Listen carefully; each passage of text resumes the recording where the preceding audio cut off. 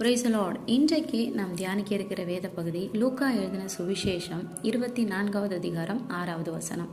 அவர் இங்கே இல்லை, அவர் உயிர்த்தெழுந்தார்.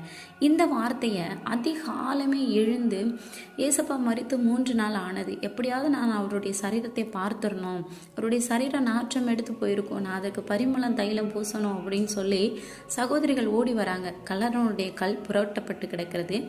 அதன் மேலே இருந்த ஒரு தேவதூதன் சொல்லுகிறாரு, அவர் இங்கே இல்லை, அவர் உயிர்த்தெழுந்தார். மரித்து போன இயேசு கிறிஸ்துவை பார்க்க வந்த அந்த சகோதரிகளுக்கு அங்கே ஒரு ஏமாற்றம், ஏசப்பாவை பார்க்க முடியலையேன்னு. ஆனாலும் மரித்து போனவரை பார்த்தா போதும்னு வந்தவங்களுக்கு ஒரு ஜாக்பாட்னே சொல்லலாங்க. உயிர்த்தெழுந்த இயேசு கிறிஸ்து தன்னை அவர்களுக்கு வெளிப்படுத்துகிறாரு. ஏசப்பாவை பார்த்த உடனே அவங்களுடைய சந்தோஷத்துக்கு ஒரு அளவே இல்லை. அதே போல தான் நம்முடைய வாழ்க்கையில் இழந்து போன ஏதோ ஒரு காரியத்தை நினச்சி வருத்தப்படுறீங்களா? கர்த்தர் அதை ரெட்டிப்பாய் உங்களிடத்தை தரும்போது அந்த சந்தோஷத்தை நாமும் அனுபவி